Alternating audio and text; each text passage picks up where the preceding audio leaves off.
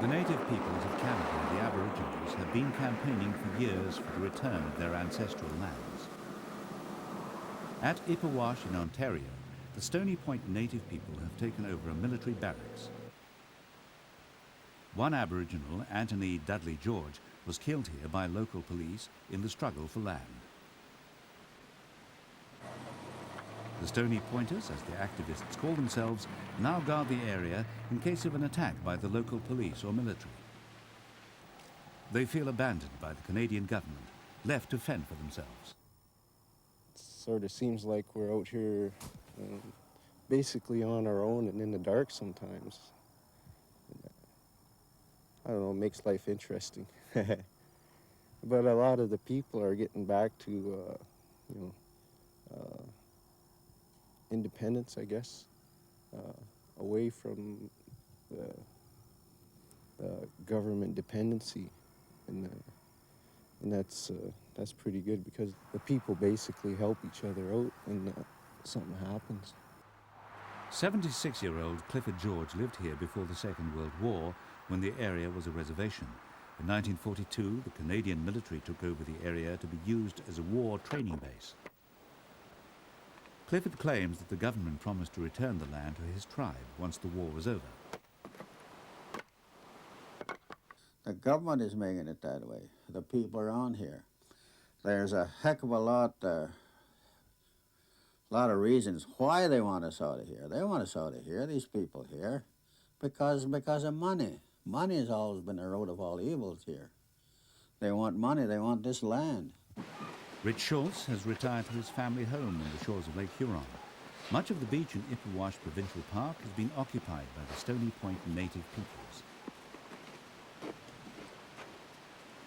They've sued Schultz for living on their land, and he has countersued, claiming the land has been in his family for generations. I don't like to use the word native because we're all natives. If you were born here and you were raised here, you're a native of Canada. We're still being sued for over $200,000 each for supposedly trespassing on land that has been in my family for over 60 years. I grew up here. I would like to probably end my days here. In September 1995, after capturing the army base, the Stoney Pointers also took over the IPPERWASH Nature Reserve, claiming it to be ancestral burial land. It was quite a battle as the native people clashed with the Ontario Provincial Police Force. The police sprayed this bus with bullets and one Stoney Pointer was killed. Today, the tribe has transformed the captured land into an oasis of native culture and tradition. They want to try and live much as their ancestors did. During the warmer season, the men mend and assemble their nets to fish in Lake Huron. The impoverished community desperately needs this abundant food source to survive. The women have made the former military barracks kitchen into a communal dining room. They prepare the food together, and the whole tribe shares what little it has. The native way of life contrasts sharply with that of the white Canadian community living in the nearby town of Thetford.